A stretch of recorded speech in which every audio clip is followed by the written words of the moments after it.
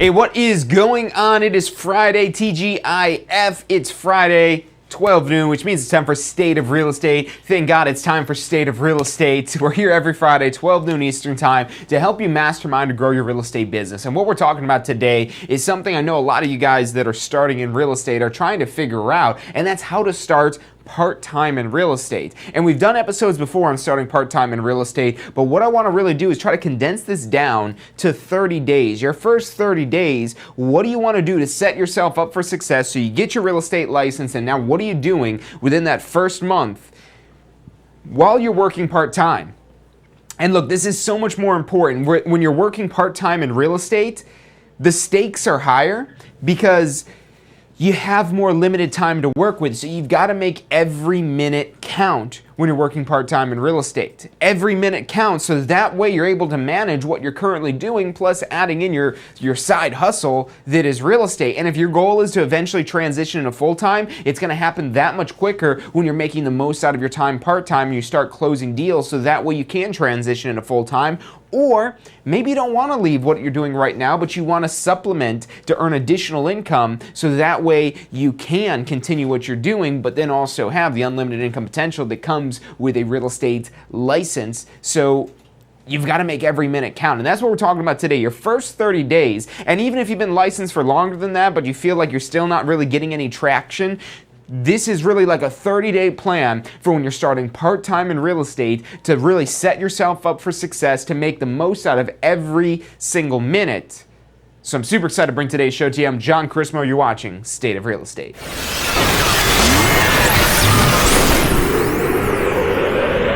You are watching State of Real Estate. Every Friday at 12 noon Eastern time. Grow your real estate business. You're watching State of Real Estate.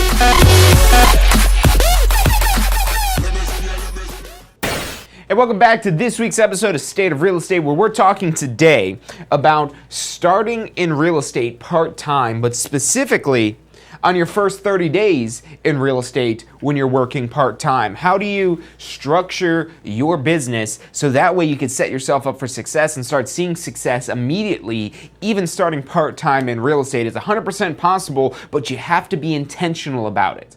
You can't just get licensed and hope for the best. I mean, eventually that'll work, but the more it is you rely on hope rather than action, the longer it's going to take for you to find success.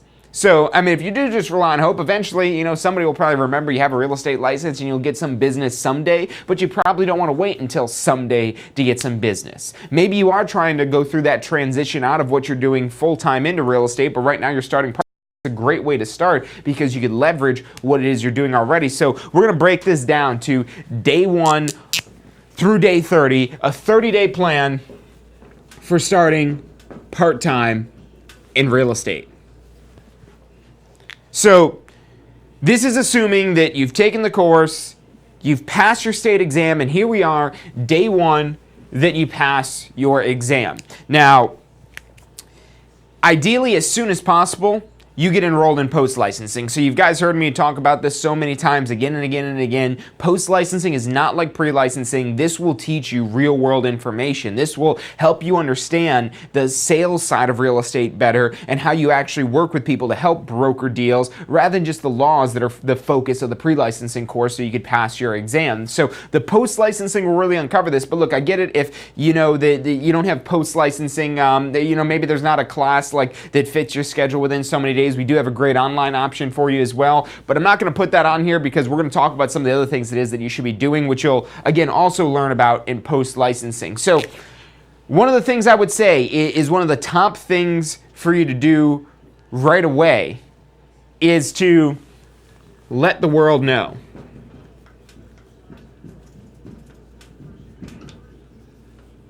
Now, what do I mean when I say let the world know?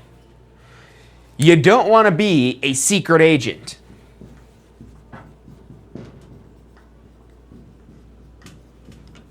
And I'm not talking like you're part of the CIA or the Secret Service or anything like that. You don't want to be a secret real estate agent. Don't be a secret agent. How are people going to do business with you if they don't know you're in the real estate business? If you backtrack, a lot of people get hung up on, okay, I got to show homes, or I got to get a closing or get a commission. But if you backtrack through all that process, you're not going to get any of these things unless they know that you're in real estate. Number one, that they know you, and number two, that they know you're in real estate. So you got to let the world know, and this would involve reintroducing yourself.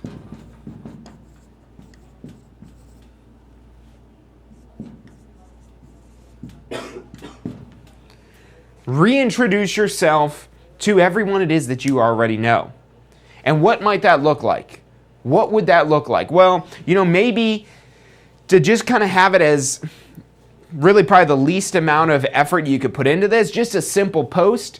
Hey, just passed my real estate exam. Just got my real estate license.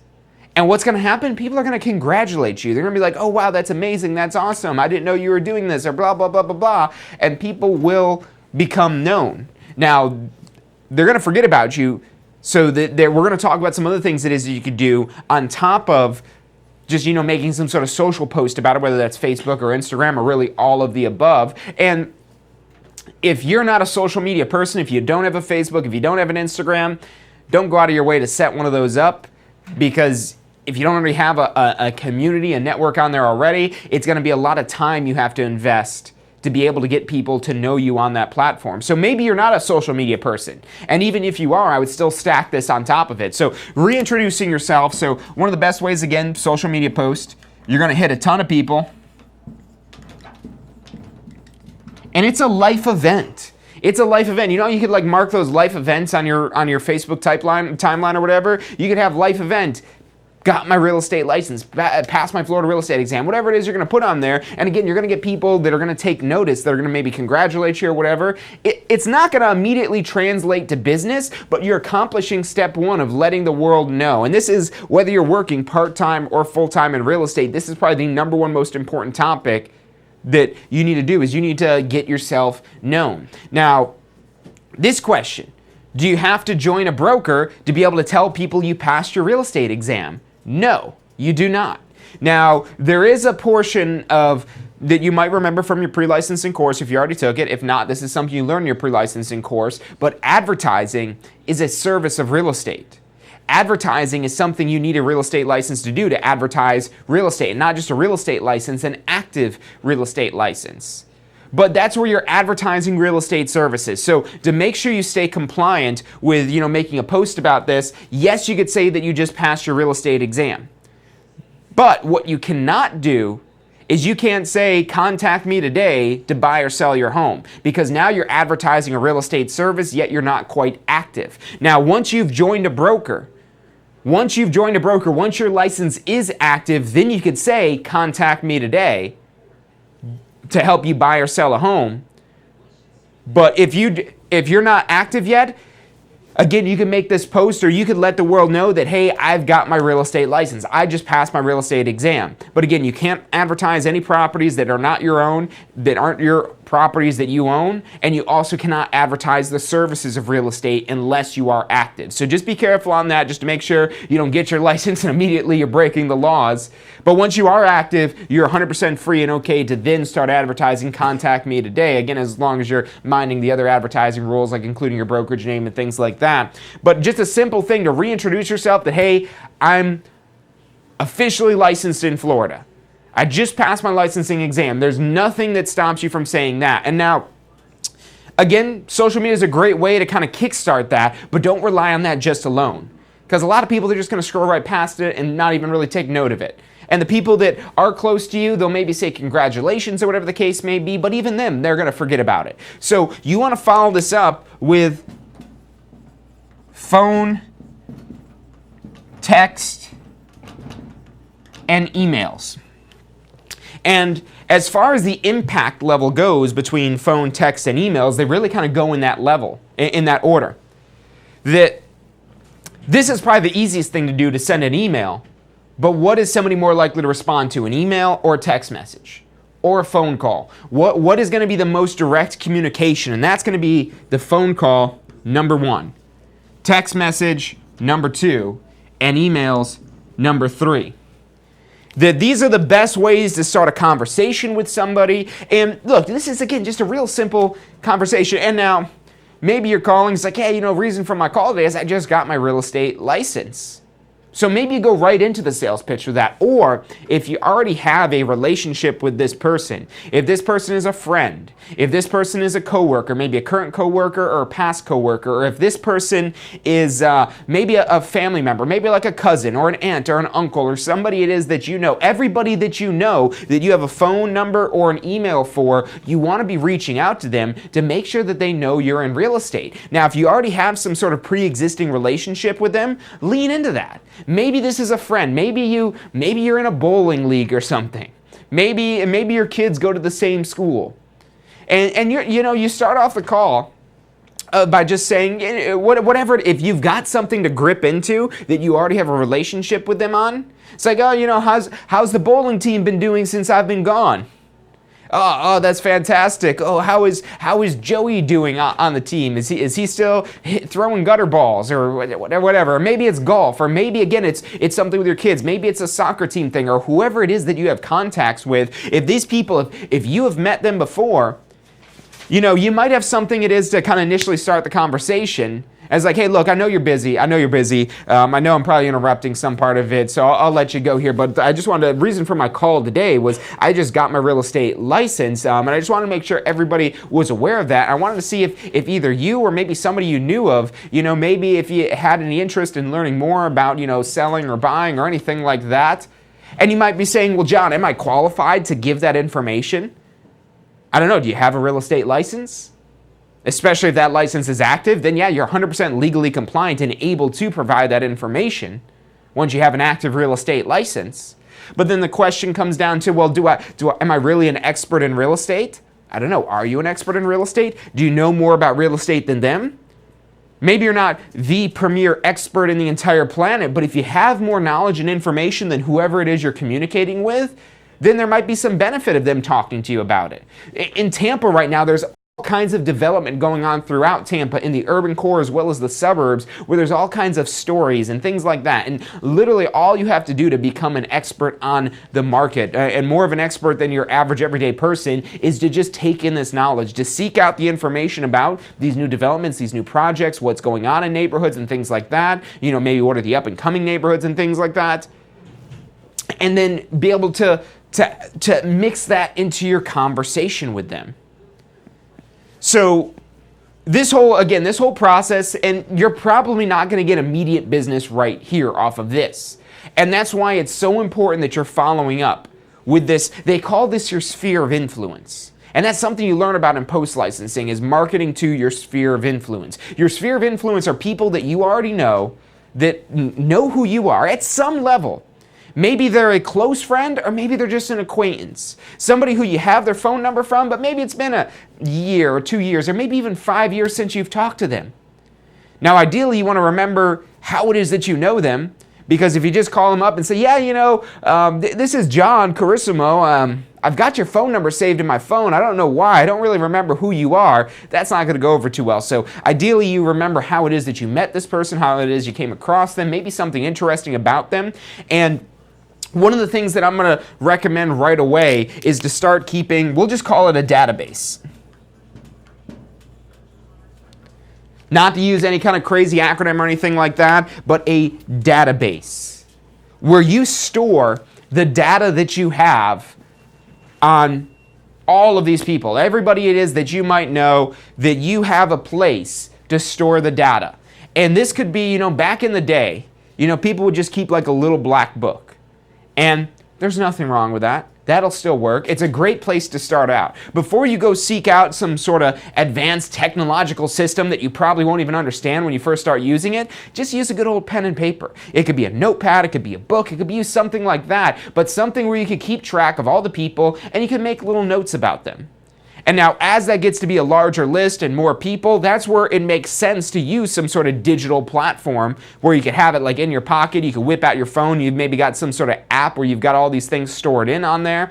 But there's something about doing this on just old-fashioned pen and paper where you could really understand the whole purpose here isn't to have a really cool technologically advanced system. The purpose is to keep track of the information you have on these people and maybe also prioritize them. Maybe you put a little flag in or star them or something like that. And the reason why I recommend starting with like pen and paper is because everyone's used pen and paper before. Everybody's wrote stuff down on a piece of paper. So start with something like that. And as you start to communicate with these people, maybe this is somebody commenting on one of the social media posts it is that you've made. You put them in your book. Doesn't matter if you don't have their phone number, their email, as you've got them on social media. Look, there's this beautiful thing on Facebook and Instagram and every social media platform that's out there called a direct message. And you could send a message directly to that person. And I know people that communicate primarily through Facebook Messenger. It kind of baffles me that they don't use text messages and things like that, but they use these messenger platforms. Now, probably most people, if you're like me, you would use maybe a text message or a phone call or something like that, but don't alienate these platforms because they're really powerful, especially for the people that use them. So and even if they don't primarily use like the messenger or anything like that, you could shoot them a message, a private message, to kind of carry on that conversation beyond their little comment of congratulations. You maybe send them a message right off of that comment. You say, hey, Logan, it's so great hearing from you. It's been a while. How's life been? And you start a conversation like that. Or if you just ask how's life been, they might not respond. They're like, oh, what does this person want? But maybe you ask a more direct question. Hey, how's the kids? How's your dog? How's your cat? How's the bowling league? How's whatever that's specific that you might know or remember about that person? And the benefit with the social side of things is if you don't know anything really about that person, you got to walk the fine line here because this all falls apart if you seem like a creep, but maybe you just don't remember that person really well. You could go flip through their Facebook to see, oh, well, what was it about this person? How did I meet them? And then you maybe go through their Facebook or Instagram and it's like, that's right, that's how I know this person. And then you could start a conversation. They'll be like, oh, wow, yeah, it's all coming back to me now. Yeah, I remember us playing in the bowling league before, or I remember our kids on the same soccer team. Or maybe you start off with, hey, I'm not sure if you remember me. Our kids were on the same soccer team. Oh, that's right, yeah. And then again, you start the conversation. You start building a relationship with them, and you could eventually make that pivot into reintroducing yourself as a real estate professional. So that's really powerful, social media. Don't worry about if you don't use social media already. You don't need to, again, invest all the time it takes, not at least in your first 30 days. Focus on this side then. And if you have social media, don't forget about this side, the phone, text, and emails. Really, again, number one priority being the phone calls. And maybe also text messages. So that way, again, those are more direct forms of communication so you can get in contact with them and ultimately, again, foster that relationship. If you don't have a relationship with them, you're very unlikely to do any business with them. Because not only do they have to know who you are, they have to know you're in real estate, and they also have to remember that you're in real estate when they need your services. Look, we're going to take a quick commercial break, but when we come back, we're talking more about your 30-day plan, what you want to start off when you're doing real estate part-time, the things that are going to be the most important and this, so far, everything we've covered here is important whether you're full-time or part-time. So what we're going to talk about next is really managing this with your schedule and how to start setting up appointments while you're working full-time at another job to be able to do real estate part-time. So stick with us. I'm John Christmore. You're watching State of Real Estate. Are you studying for your Florida real estate exam? If you are, you need to check out our Pass First Try strategy. You're going to love this. It's 4 steps that we break down the process to study for your Florida real estate exam. So you're set up to pass your Florida real estate exam because that's what you're studying for, right? To pass your exam. It's 4 steps. Number 1, you learn the information. You've got to learn this to be able to pass the exam, but it doesn't stop at learning. Step 2, you've got to reinforce the basic, simple, key concepts. As you learn this information, keep reviewing the simple things. You don't need to know everything, but you got to review these basic key concepts. Step 3, you've got to test your knowledge. The exam's going to test your knowledge, so if you don't test your knowledge in advance, you won't find out if you know what you think you know until you take the exam. And then step 4 is be confident and prepared, because even if you know this material, you need to be confident that you know the material. Check out the full strategy at passfirsttry.com. That's passfirsttry.com. State of Real Estate. Every Friday at 12 noon Eastern Time. Grow your real estate business. You're watching State of Real Estate. And welcome back to this week's episode of State of Real Estate, where what we're talking about today is your first 30 days in real estate as a part-time agent. And the question is, can you be successful working part-time in real estate? And the answer is absolutely, but you have to be intentional about every minute that you spend working on your real estate business, because your time is more limited. Your time is much more valuable when you're working part-time in real estate because you have less of it. So this whole reintroducing yourself, that is a very good use of your time. It's an extremely good use of your time. Now, setting up the database, you want to start that. You want to get that started, but again, don't spend a lot of time trying to research the best online platform or the best app or anything like that, because you don't need that yet. You could use just pen and paper, just write down the names of the people that you're contacting, any notes about that conversation you had with them, and just, maybe keep a notebook of it to start off with. And eventually, when you're scaling your business to be bigger and you've got more people that you're communicating with, then you move that online to some fancier system that's going to have a learning curve and it's going to take time for you to figure out. But that's why, again, you want to start with just like some sort of notebook or something like that to be your kind of like test database of everybody it is that you're in communication with, so you can start working with them. Now, you want to keep going into communication to reintroduce yourself, so that way your sphere of influence knows that you're in real estate. And if you do this enough, you're eventually going to find somebody that needs your real estate services. And there's other ways it is to find business as well. But I would really lean into this when you're first starting out in real estate, of who it is that you know. Now, you might say, well, John, I just maybe moved to Tampa. I moved to wherever it is that you're living. I just moved here and I don't know anybody here. That's okay. Call your friends back home, wherever it is that you came from, and just check in on them. See how they're doing. How's San Diego since I've left? How's New York since I've left? How's Chicago since I've left? How's Canada since I've left? Wherever it is that you came from. How's blah, blah, blah since I've left? How's it going? How's the weather up there? Oh, is it still cold? You're going to hate me for saying this, but it's like, it's 85 degrees out here right now. Yeah, I got sandals and shorts on. Oh, what? You've got your winter coat out already? Oh, I don't miss that. It's like, well, have you ever thought of like relocating? Yeah, no, I'm sure you're not. I know it was tough for me to leave Pennsylvania as well. I totally get it. But let me ask you this. Now that I've got my real estate license, I could help, if you know anybody that does want to move down here, you'd really be doing me a solid. You'd really be helping me out if you're able to refer me anybody that is interested. They don't even have to want to buy. If they're just interested, I could just give them some information about Florida and Tampa. So you guys that are transplants from wherever it is that you're coming from and you're moving to Florida, Florida is like, people idolize that from the rest of the country. Like, oh wow, you live in Florida. That's awesome. That's great. That's cool. Wow, yeah, you live on the beach. That's awesome. And in comparison to other parts of the country, anywhere in Florida is basically on the beach. We're closer to the water pretty much anywhere in Florida than most of the states in the country. So people get excited about that. People are interested about that. And again, if you're on social media, you can kind of use like the stories and things like that for it, where you're talking about, oh yeah, check out this thing going on in Tampa. Look at this thing. Look at that thing. This is a great place to live. I love it here. And talk about how great it is. Talk about why somebody would want to move there.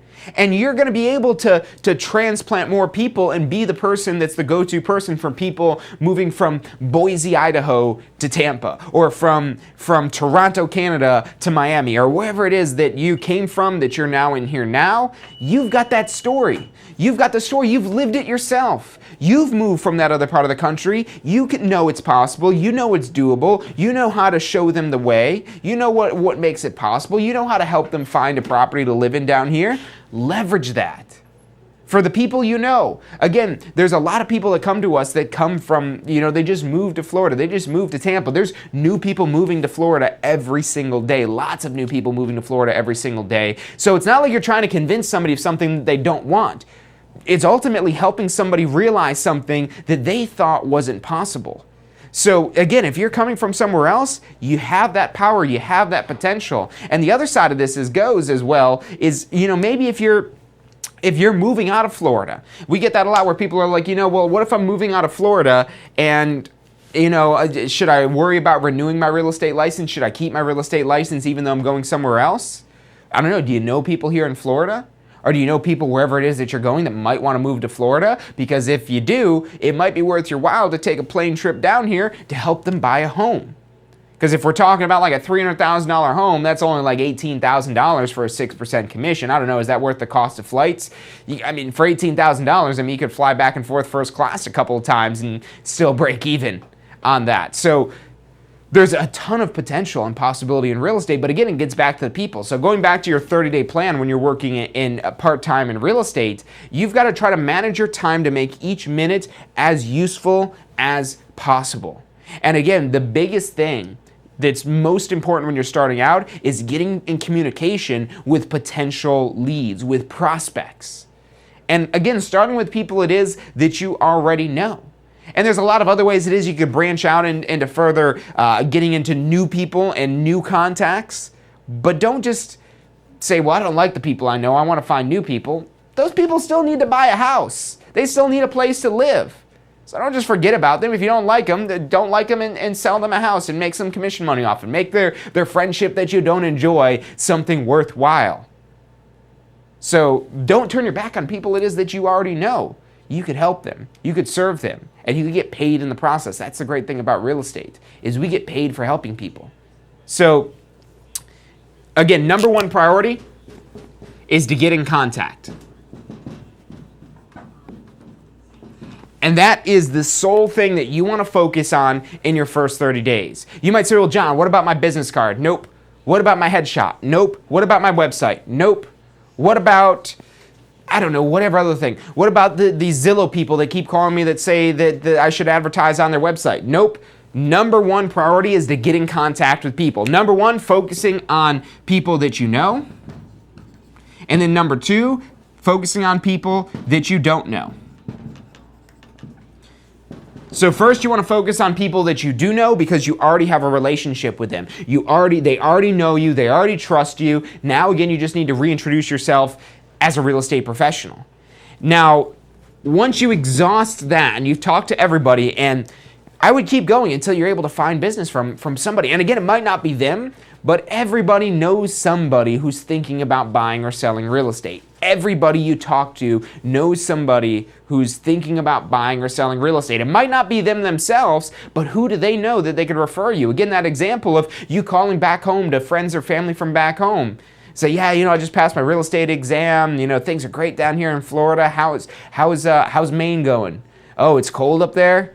You're freezing right now in October? Yeah, it's 85 degrees here in Florida. Don't want to rub it in. Have you guys ever thought about moving down here? I know you guys would love it down here. Yeah, we have, but kids in school, oh yeah, I completely understand. Well, let me ask you this. You'd really be, and you don't have to give me anybody if you don't know of anybody, but you'd be really helping me out if you know anybody that is just somewhat interested in Florida, just so I could share some information about them and, maybe end up helping them buy a home. Does that sound like anybody that you know? And you're not always going to get referrals from everybody you talk to, but keep that in mind that everybody knows somebody who's thinking about buying or selling real estate. So you could lean into that. And again, maybe they don't need your services, but hey, if there's somebody that you know, if there's somebody you have a relationship with, maybe somebody who loves you, maybe a family member, help me out. Show me some love. Send me somebody give me the name of somebody that that's thinking about buying or selling right now. No obligation. I just want to give them some information, see if there's any way I could help them, see if it works out. If it doesn't, no big deal. But I know I can help people. And this is a great way because this is free. All this costs is your time. It costs building relationship with people, which ultimately for the long run of your business is going to be the most important. Don't worry about business. You say, well, John, what if I meet somebody out on the street or at my kid's soccer game or wherever? Don't I need a business card to give them? No, because here's the trick I like to use. Now, I purposely don't carry business cards because I could say, oh, you know what? I don't have any business cards on me. Let me do this. Say, what's your phone number? I'm going to text you my information. And you might say, well, John, should I sign up for an e-business card? No. Just text them your information. All you want out of this is their phone number so you could stay in contact, so you could get in contact with them, so you could develop a relationship. That is the goal. That is the name of this game in real estate, is relationships. The more relationships you have, the more successful you will be in real estate.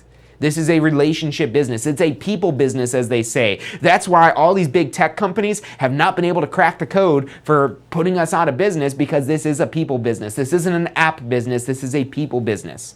Some neat story, kind of unrelated here, but a neat story about like these little iBuyer things. So Open Door, I don't know if you guys have heard of that. It's this thing where there's an app where you could just like, request access in the app, but apparently they're having a problem of, and I was just reading this article yesterday on it, they're having a problem with people going in there and squatting on these homes that are vacant that they've got these little apps on.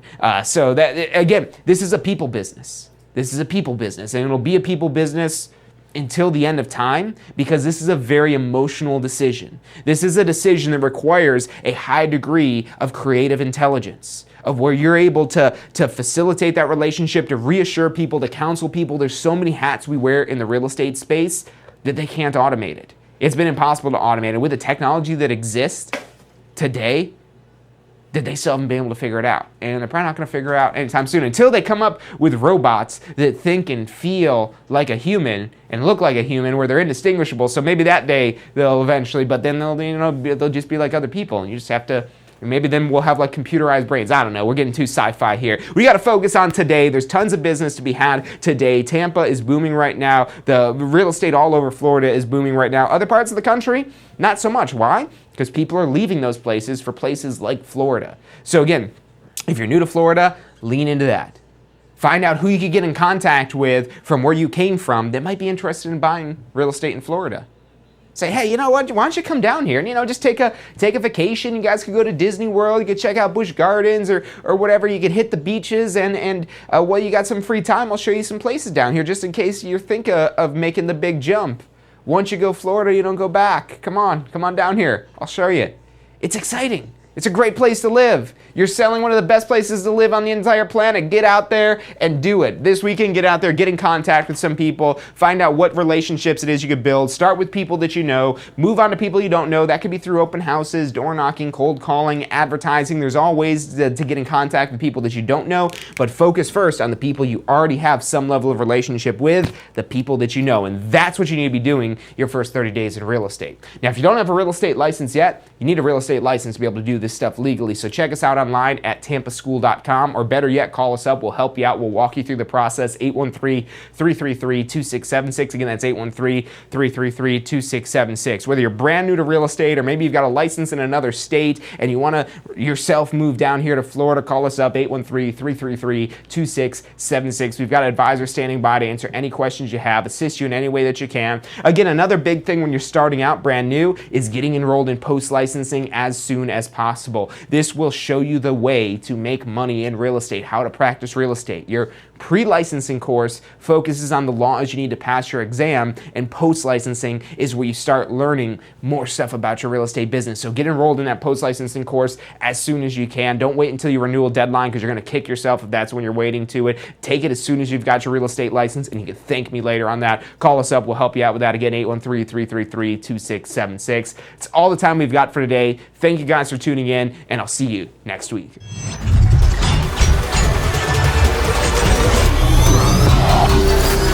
The most powerful tool to study for your real estate exam is the Question Simulator from Tampa School of Real Estate. We've used our years of experience in preparing students for the Florida real estate exam to bring you the most powerful exam study tool available. In the Question Simulator, you'll be able to go directly to a particular unit so you can focus on the sections where you need the most practice. We have also included the percentages of each unit so you know which units are the most important for your real estate exam. Every question will immediately give you detailed feedback, which is almost always more important than the question or the answer themselves. After completing all the questions in a particular unit, you can go through question by question and review any that you've gotten wrong. You could also print out a report at the end of each quiz. The Question Simulator from Tampa School of Real Estate is 100% mobile compatible, so you can practice with test questions anywhere you have your phone with you. Enroll now at questionsimulator.com and get ready to pass your exam. State of Real Estate. Every Friday at 12 noon Eastern Time. Grow your real estate business. You're watching State of Real Estate.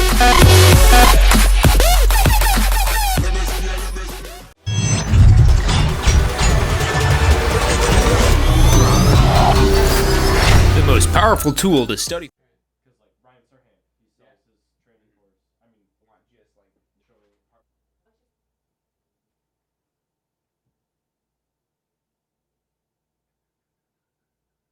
I still like this coffee. I don't taste anything bad out of it. No, it's good. Even the smell of it now, me smelling, I feel Really? like I could smell the aftertaste. I don't know if Can't it's just because I smell anything. tasted it and I just associated that with it. Yeah. But maybe it is like from the smell, like that To taste. me, Is it it? tastes just like normal. But you can't like cold smell milk. right now, right? Not really. That's, No. Maybe that's like what's No, I don't smell anything. like isn't that a thing with like tomato juice? Like when you're like in an airplane or something?